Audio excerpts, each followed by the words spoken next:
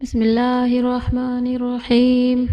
ہم سے ابو معمر عبداللہ بن معمر منقری نے بیان کیا، کہا ہم سے عبد الوارث بن سعید نے بیان کیا، کہا ہم سے عبد العزیز بن صہیب نے انس بن مالک رضی اللہ عنہ سے بیان کیا، آپ نے کہا نبی کریم صلی اللہ علیہ وآلہ وسلم ایام بیماری میں 3 دن تک باہر تشریف نہیں لائے، انہی دنوں میں ایک دن نماز قائم کی گئی۔ حضرت ابو بکر رضی اللہ عنہ آگے بڑھنے کو تھے کہ نبی کریم صلی اللہ علیہ وآلہ وسلم نے حجرہ مبارک کا پردہ اٹھایا۔ جب حضور صلی اللہ علیہ وآلہ وسلم کا چہرہ مبارک دکھائی دیا تو آپ کے روئے پاک و مبارک سے زیادہ حسین منظر ہم نے کبھی نہیں دیکھا تھا، قربان جاؤں اس حسن و جمال کے۔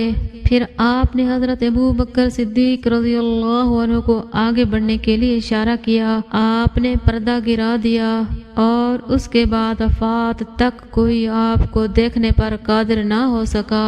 صحیح بخاری حدیث نمبر 681۔ حضرت عبداللہ بن عمر رضی اللہ عنہ سے روایت ہے، جب رسول کریم صلی اللہ علیہ وآلہ وسلم کی بیماری شدت اختیار کر گئی اور آپ سے نماز کے لیے کہا گیا تو آپ صلی اللہ علیہ وآلہ وسلم نے فرمایا ابو بکر سے کہو کہ وہ نماز پڑھائیں۔ عائشہ رضی اللہ عنہما نے عرض کیا، ابو بکر کچے دل کے آدمی ہیں، جب وہ قرآن مجید پڑھتے ہیں تو بہت رونے لگتے ہیں، لیکن آپ نے فرمایا کہ انہی سے کہو نماز پڑھائیں۔ دوبارہ انہوں نے پھر وہی عذر دہرایا، آپ نے پھر فرمایا ان سے نماز پڑھانے کے لیے کہو، تم تو بالکل صواحب یوسف کی طرح ہو۔ صحیح بخاری حدیث نمبر 682۔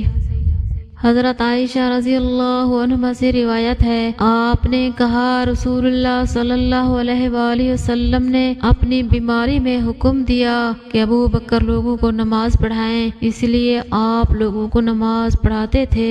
عروہ نے بیان کیا، رسول اللہ صلی اللہ علیہ وآلہ وسلم نے ایک دن اپنے آپ کو کچھ ہلکا پایا اور باہر تشریف لائے۔ اس وقت حضرت ابو بکر رضی اللہ عنہ نماز پڑھا رہے تھے۔ انہوں نے جب حضور اکرم صلی اللہ علیہ وآلہ وسلم کو دیکھا تو پیچھے ہٹنا چاہا، لیکن حضور صلی اللہ علیہ وآلہ وسلم نے اشارے سے انہیں اپنی جگہ قائم رہنے کا حکم دیا۔ پس رسول کریم صلی اللہ علیہ وآلہ وسلم ابو بکر صدیق رضی اللہ عنہ کے بازو میں بیٹھ گئے۔ ابو بکر رضی اللہ عنہ نبی کریم صلی اللہ علیہ وآلہ وسلم کی اقتدا کر رہے تھے اور لوگ ابو بکر صدیق رضی اللہ عنہ کی پیروی کرتے تھے۔ صحیح بخاری حدیث نمبر 683۔ ہم سے عبداللہ بن یوسف نے بیان کیا، کہا ہمیں امام مالک نے ابو حازم سلمہ بن دینار سے خبر دی، انہوں نے سہیل بن سعد سعدی صحابی رضی اللہ عنہ سے روایت کیا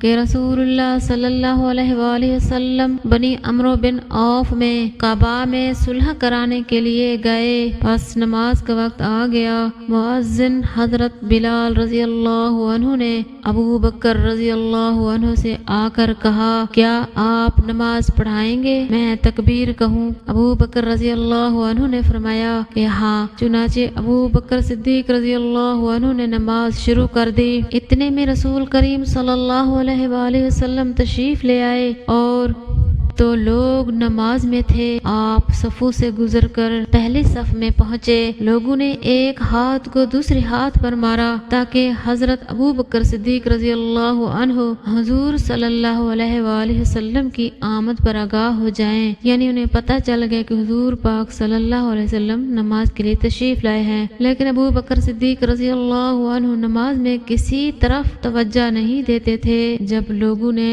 متواتر ہاتھ پر ہاتھ مارنا شروع کیا تو صدیق اکبر رضی اللہ عنہ متوجہ ہوئے اور رسول کریم صلی اللہ علیہ وآلہ وسلم کو دیکھا۔ آپ نے اشارہ سے انہیں اپنی جگہ رہنے کے لیے کہا کہ نماز پڑھائے جاؤ، لیکن انہوں نے اپنے ہاتھ اٹھا کر اللہ کا شکر کیا کہ رسول اللہ صلی اللہ علیہ وآلہ وسلم نے ان کو امامت کا اعزاز بخشا۔ پھر بھی وہ پیچھے ہٹ گئے اور صف میں شامل ہو گئے، اس لیے لیے نبی کریم صلی اللہ علیہ وآلہ وسلم نے آگے پڑھ کر نماز پڑھائی۔ نماز سے فارغ ہو کر آپ نے فرمایا، ابو بکر، جب میں نے آپ کو حکم دے دیا تھا پھر آپ ثابت قدم کیوں نہ رہے؟ تو آپ کو چاہیے تھا یعنی کہ آپ نماز پڑھاتے رہتے۔ حضرت ابو بکر رضی اللہ عنہ بولے، ابو قحافہ کے بیٹے یعنی ابو بکر کی یہ حیثیت نہ تھی کہ رسول اللہ صلی اللہ علیہ وآلہ وسلم کے سامنے نماز پڑھا سکیں۔ پھر رسول اللہ صلی اللہ علیہ وآلہ وسلم نے لوگوں کی طرف خطاب کرتے ہوئے فرمایا، عجیب بات ہے، میں نے دیکھا کہ تم لوگ بکثرت تالیاں بجا رہے تھے۔ یاد رکھو، اگر نماز میں کوئی بات پیش آ جائے تو سبحان اللہ کہنا چاہیے۔ جب وہ یہ کہے گا تو اس کی طرف توجہ کی جائے گی، اور یہ تالی بجانا عورتوں کے لیے ہے، یعنی کہ مردوں کے لیے نہیں ہے کہ وہ کوئی پریشانی یا کوئی مسئلہ پیش آ جائے نماز میں تو آگاہ کرنے کے لیے سبحان اللہ کہنا چاہیے، نہ کہ تالی بجانا چاہیے۔ تالی صرف عورت کے لیے، یعنی کہ اگر عورت کو کوئی مسئلہ پیش آ جائے تو وہ تالی بجا سکتی ہے، اور مردوں کے لیے کوئی حکم نہیں ہے۔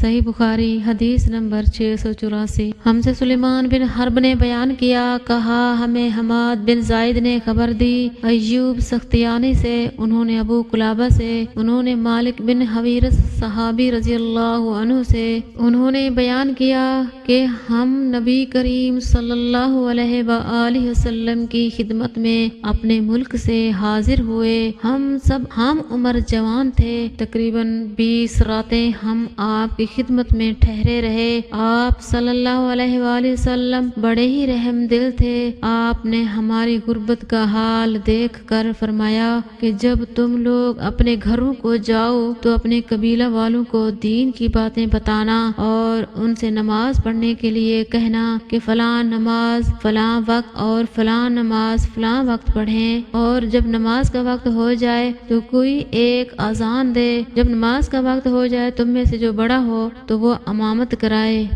صحیح بخاری حدیث نمبر 685۔ ہم سے معاذ بن اسد نے بیان کیا، کہا ہمیں عبداللہ بن مبارک نے خبر دی، کہا کہ ہمیں معمر نے زہری سے خبر دی، کہا کہ مجھے محمود بن ربیع نے خبر دی، کہا کہ میں نے عتبان بن مالک انصاری رضی اللہ عنہ سے سنا، انہوں نے بیان کیا کہ رسول کریم صلی اللہ علیہ وآلہ وسلم میرے گھر تشریف لانے کی اجازت چاہی اور میں نے آپ کو اجازت دی۔ آپ صلی اللہ علیہ وآلہ وسلم نے دریافت فرمایا کہ تم لوگ اپنے گھر میں جس جگہ پسند کرو میں نماز پڑھا دوں۔ میں جہاں چاہتا تھا اس کی طرف میں نے اشارہ کیا، پھر آپ صلی اللہ علیہ وآلہ وسلم کھڑے ہو گئے اور ہم نے آپ صلی اللہ علیہ وآلہ وسلم کے پیچھے صف باندھ لی۔ پھر آپ نے جب سلام پھیرا تو ہم نے بھی سلام پھیرا۔ صحیح بخاری حدیث نمبر 686۔